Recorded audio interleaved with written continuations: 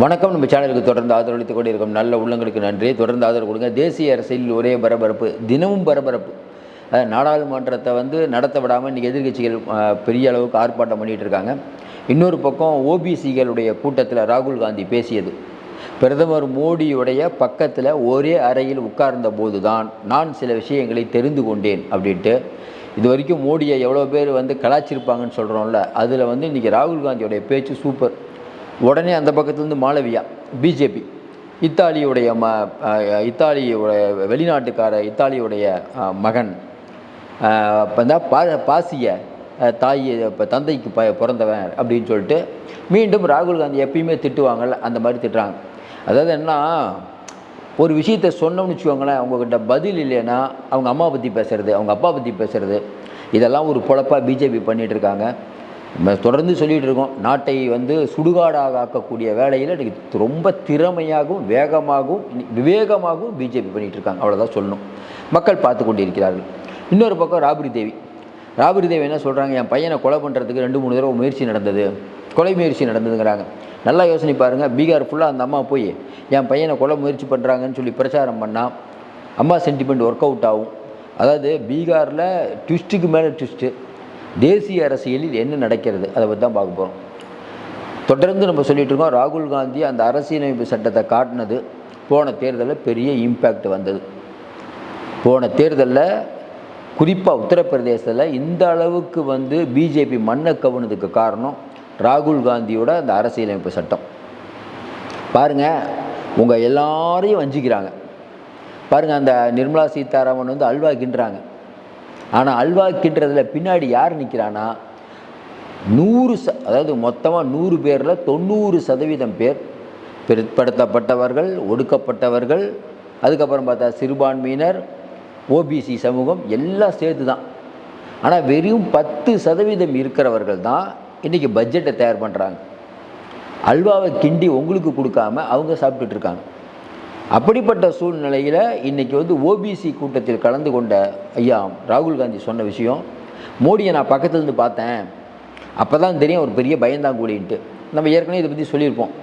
அதாவது இந்த மாதிரி சர்வாதிகாரத்தனமாக பண்ணுறாங்கல்ல, அவங்கெல்லாம் பார்த்திங்கன்னா ரொம்ப கோழைகளாக இருப்பாங்க, அந்த இன்செக்யூர் இருப்பாங்கள்ல, அதனால தான் இந்த மாதிரி வேலைலாம் பண்ணுறது. தேர்தல் ஆணையத்தை வச்சு மிரட்டுவாங்க, இடியை வச்சு மிரட்டுவாங்க, சிபிஐ வச்சு மிரட்டுவாங்க. அவங்க சொந்த கட்சியில் இருக்கவங்களே ஃபோனை ஒட்டி கேட்பாங்க. உலகத்தில் எங்கேயாவது ஒரு மென்பொருளை வாங்கி பெகாகஸ்ன்னு வாங்கினார்ல, சரி ராகுல் காந்தி, சோனியா காந்தி இவங்களெல்லாம் ஒட்டி கேட்குறீங்க, அது இல்லாமல் காங்கிரஸ் தலைவர்கள் எல்லாத்தையும் ஒட்டி கேட்டிருக்கணும். ஆனால் இவர் ஒட்டி கேட்டதெல்லாம் பெரும்பாலும் பார்த்திங்கன்னா பிஜேபிக்காரங்களை, சொந்த கட்சிக்காரங்களையும் நம்பாத ஒருத்தர். சொல்ல முடியாது, மோடி அமித்ஷாவை நம்ப மாட்டார், அமித்ஷா மோடி நம்ப மாட்டார். இது என்னென்னா, அதாவது இன்செக்யூர். அதான் நீங்கள் ராகுல் காந்தி சொல்லியிருக்காரு. இன்னொன்று தெளிவாக ஒன்று சொல்கிறாரு, நாங்கள் பண்ணது தவறு தான், வெளிப்படையாக தவறுக்கு மன்னிப்பு கேட்குறதும் தப்பு இல்லை. என்ன சொல்கிறாரு, மன்மோகன் சிங் அவர்கள் ஆட்சி காலத்தில் நான் ஜாதி வரி கணக்கெடுப்பு நான் எடுத்துருக்கணும், எனக்கு அந்தளவுக்கு ஒரு பெரிய புரிதல் இல்லை, என் மேலே தான் தப்புது அப்படின்னா அவர் தான் சொல்கிறார். ஒன்று. இன்னொன்று உங்களுக்கு தெரியும், ஏற்கனவே கடந்த காலங்களில் ராகுல் காந்தி பேசியது, பட்டியலின மக்கள் காங்கிரஸை விட்டு விலகி போயிட்டாங்க. ஒரு தலைவரை இந்த கட்சி டெவலப் ஆகுமா இல்லையாங்கிறத ஒரு தலைவர் பேசக்கூடிய விதம் இருக்குல்ல, அவர் ரொம்ப நல்லா தெளிவாக தெரியுது. இன்றைக்கி காங்கிரஸ் அப்படிங்கிறது இந்தியாவில் என்ன இருக்குங்கிறது ராகுல் காந்தி புரிஞ்சு வச்சுருக்காரு. புரியாமலாம் இல்லை அவருக்கு. என்னென்னா, இன்றைக்கி ஒரு அளவுக்கு மேலே அதிகாரம், ஒரு அளவுக்கு மேலே பணம் இருக்கும்போது அதோடு சேர்ந்து இணைந்து ஓடுவது இன்றைக்கி காங்கிரஸுக்கு கஷ்டமாகுது. அதுதான் பிரச்சனை. ஏன்னா காங்கிரஸ்காரங்க கடந்த காலங்களில் பண்ண தவறுகள் இன்றைக்கி அவர்களுக்கே வினையாக முடிஞ்சு கொண்டு இருக்கிறது. காலம் மாறுமானா, நீ எடப்பாடி சொன்னது தான், கீழே இருக்கவங்க மேலே வரணும், மேலே இருக்கவங்க கீழே. உலகம் ஒரு உருண்டை வட்டை தானுங்க. இது எப்படி மோடியே கடைசி வரைக்கும் பிரதமராக இருப்பாரா? கொஞ்சம் சொல்லுங்க, அமித்ஷாவே இருப்பாரா? இந்திரா காந்தி ஒரு நாள் அவள் காலத்தில் இருந்தாங்க, இரும்பு பெண்மணின்னாங்க. அதுக்கப்புறம் ராஜீவ் காந்தி வந்தார், அதுக்கப்புறம் சந்திரசேகர் ஆண்டிருக்காரு, குஜ்ரால் ஆண்டிருக்காரு, தேவகவுடா ஆண்டிருக்காரு, நரசிம்மராவ் ஆண்டார். எவ்வளோ பேர் போனாங்க சார். சார் உலகமே வந்துட்டு போகிறது தானே சார். நம்ம இதில் நிரந்தரம்னு யார் இருக்கா? அப்போ ராகுல் காந்தியுடைய பேச்சு மோடியை அப்பட்டமாக தோல் உரிச்சு காட்டுதில்லை. அதுதான். அதாவது மணிப்பூரில் இவ்வளோ பெரிய பிரச்சனை நடக்கும்போது இன்னும் நீங்கள் அங்கே போகல. ஏன்னா பயம், அச்சம், வேறு ஒன்றும் இல்லை. நீ கேட்கலாம், என்னங்க அவ்வளோ செக்யூரிட்டிக்கு இது என்ன அச்சம்னா, அந்த அச்சத்தை தாண்டி வேறு ஒரு அச்சம் இருக்கும் உங்களுக்கெல்லாம். அதேமாதிரி பெஹல்காமுக்கு இவங்க போக மாட்டாங்க. எங்கே போய் நிற்கணுமோ அங்கே போக மாட்டாங்க. சும்மா மேடையில் ஏறி 10 பேர் இருக்கும்போது உதார விடுவாங்க, ஊரில் சொல்லுவாங்க, அந்த மாதிரி விடுறது. ஏன்னா உங்களுக்கு என்ன வேணால் பேசலாம். அவங்க தாலியை பிரித்து இவங்ககிட்ட கொடுத்தாங்க, இவங்க ஏதோ அதாவது பொய் புழுகு மூட்டை இருக்குல்ல, அதோடைய மொத்த உருவம் மோடினா மிகையாகாது. அப்படி ஒரு பொய். ஒரு பிரதமர் இந்த அளவுக்கெல்லாம் பொய் பேசுவார் அப்படின்னா அது ஐயா மோடி தான். இவர் ஜவஹர்லால் நேரு அவர்களை பற்றிலாம் விமர்சிப்பதற்கு இவங்களுக்கெல்லாம் தார்மீக என்ன உரிமை இருக்குதுன்னு புரியல. நவீன இந்தியாவின் சிற்பி என்று அழைக்கப்படுகிற அவரையே அவர் அப்படி பண்ணியிருக்கக்கூடாது, இவர் இப்படி பண்ணிக்கூடாது. நீங்கள் முதல்ல யார்? என்ன அது மறைஞ்ச தலைவர்கள்லாம் இழிவுபடுத்திகிட்டு இருக்கிறது என்ன பேச்சு? இதெல்லாம் பேச்சு. அதிகாரம் இருக்குதுன்னு நீங்கள் பண்ணுறீங்க. அதிகாரம் போனால் எவ்வளவோ பெரிய சிதம்பரம்லாம் சிறையில் இருப்பார்னு யாராவது நினச்சோமா? கொஞ்சம் யோசனை பாருங்க. நீங்கள் எதோ நினச்சிட்டு இருக்கீங்க. அதிகாரம் உங்கள் கையில் கண்ணை மறைக்கிறது. மக்கள் பார்த்து கொண்டு இருக்கிறார்கள். எவ்வளோ நாளுங்க இதை மோடிக்கு கேரண்டியே மக்கள் ஓட்டு போடல. மோடிக்கு முதல்ல இருந்து மக்கள் செல்வாக்கெலாம் இல்லை. மேலே ஆர்எஸ்எஸ் வேறு உங்களுக்கு ஒரு வழி பண்ணுறான்னு பார்த்துட்ருக்காங்க. இது ஒரு பக்கம். அதனால் ராகுல் காந்தி அவர்கள் தொடர்ந்து, அதாவது எதிர்க்கட்சி தலைவராக அவர் முடங்கிட்டார், ஃபாரின் போகிறாருன்னு சொல்லும்போது தொடர்ந்து அவருடைய பேச்சு நடவடிக்கையெல்லாம் பார்க்கும்போது பரவாயில்லப்பா, பிஜேபிக்கு எதிராக மோடிக்கு எதிராக ஒரு ஆள் பேசிகிட்டு இருக்காருப்பா. பேசுகிறோமா இல்லையா? இது காங்கிரஸுக்கு ஒரு உத்தியோகத்தை கண்டிப்பாக கொடுக்கும். அடுத்த தகவல், பீகாரில் நம்ம தேஜஸ்வி அவங்க அம்மா சொல்லிட்டாங்க, ராபரி தேவி. உங்களுக்கு தெரியும், சட்டசபையில் 2 நாளைக்கு முன்னாடி நடந்த சண்டை நேரடியாக தேஜஸ்விக்கும் இவருக்கும் நம்ம நிதிஷ்க்கும் பெரிய அளவுக்கு வீடியோ வைரல் ஆகிட்டு இருக்கு. திடீர்னு வர பீகார் எலெக்ஷனை புறக்கணிக்கிறேன்னு சொன்னது இந்தியா முழுக்க ட்ரெண்ட் ஆகிடுச்சு. இப்படி போயிட்டு இருக்கும்போது ராபரி தேவி தேஜஸ்வியை 3 தடவை கொலை பண்ண முயற்சித்தாங்க. அப்போ கொலை பண்ண முயற்சித்தவங்க யாருங்கிறது ஊருக்கே தெரியுமே. அப்போ ராபரி தேவி ஊர் ஃபுல்லாக போய் இந்த மாதிரி விஷயத்த சொன்னாங்கன்னா எப்படி எடுபடும்? நல்லா யோசனை பாருங்கள்.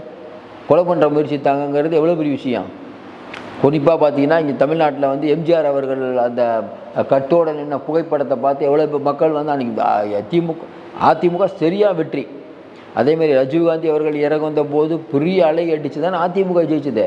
இந்த சென்டிமெண்ட் அப்படிங்கிறது எல்லா இடத்துலையும் எடுபடும். தொடர்ந்து சொல்கிற மாதிரி இன்றைக்கி தேஜஸ்வி அவர்களுடைய அம்மா ராபரி தேவி சொன்ன விஷயம் மக்களின் நெஞ்சங்களில் கண்டிப்பாக இருக்கும். ஏன்னா ஏற்கனவே 2-3 தடவை நடந்திருக்குது. லாலு பிரசாத் யாதவ், ராபரி தேவி அவங்க வீட்டில் குடும்பத்தை எல்லாத்துமேலேயும் கேஸ் போட்டாச்சு. எப்படியாவது தேஜஸ்வியை உள்ளே வைக்கணும், அவ்வளோதான் முதல் நோக்கம். இன்றைக்கி பிஜேபிக்கும் நிதிஷ்குமாருக்கும் இவரை என்ன பண்ணலாம், தேஜஸ்வி மேலே எத்தனை வழக்கு போட்டு அவரை எலெக்ஷன்லேயே நிற்க விடாமல் பண்ணணும். சரி, எலெக்ஷனில் நிற்க விடாமல் பண்ணால் ஏங்க ஒரு தேர்தலில் அவர் நின்று அவர் தோக்கடிக்க முடியாதுன்னா அங்கே முடியவே முடியாது. ஏன் அங்கே போய் இவங்க வேலையே செய்ய முடியாது. அந்த மாதிரியான ஏரியா அங்கே போய் எங்கே வேலை செய்வீங்க? நம்ம ஏற்கனவே சொன்னோம்ல, மேற்கு வங்காளத்தில் கூச் பீகார்னு ஒரு தொகுதி இருக்குது. அது அபிஷேக் பானர்ஜி, மம்தா பானர்ஜியோடைய அக்கா பையன். அங்கே நீங்கள் போய் பிஜேபி மிலிட்ரியே வந்தால் கூட ஒன்றும் பண்ண முடியாது. ஏன் மொத்த மக்களும் அவங்க சப்போர்ட், அவங்க ஊருக்காரன், ஒன்றுமே பண்ண முடியாது. நீங்கள் அங்கெல்லாம் அந்த மாதிரி தொகுதியிலாம் இருக்கும். நீங்கள் அந்த ஊருக்கு போனீங்கன்னா ஒன்றும் பண்ண முடியாது. என்ன பண்ணுவீங்க? நீங்கள் சில இடத்துல போய் வாக்கே சேகரிக்க முடியாது, வாக்கெல்லாம் வராதிங்கன்றுவாங்க. அப்படிப்பட்ட இடம். அதனால் எல்லா இடத்துலையும் மோடியோடைய அதிகாரம் செல்லுபடியாகுன்னு சொல்ல முடியாது. நீங்கள் வெளிநாட்டுக்கு போனால் மோடிக்கு இன்றைக்கி விருது கொடுக்குறாங்க. ஆமாங்க, நீங்கள் பக்கத்தில் மாலத்தீவுக்கு போகிறீங்க, மாலத்தீவு கடனில் இருக்குது, நீங்கள் போய் எத்தனை கோடி கொடுக்குறீங்க? நீங்கள் காபந்து பிரதமராக இருக்கும்போதே பூட்டானுக்கு பணம் கொடுத்தீங்க, இலங்கைக்கு பணம் கொடுத்தீங்க, உண்டா இல்லையா?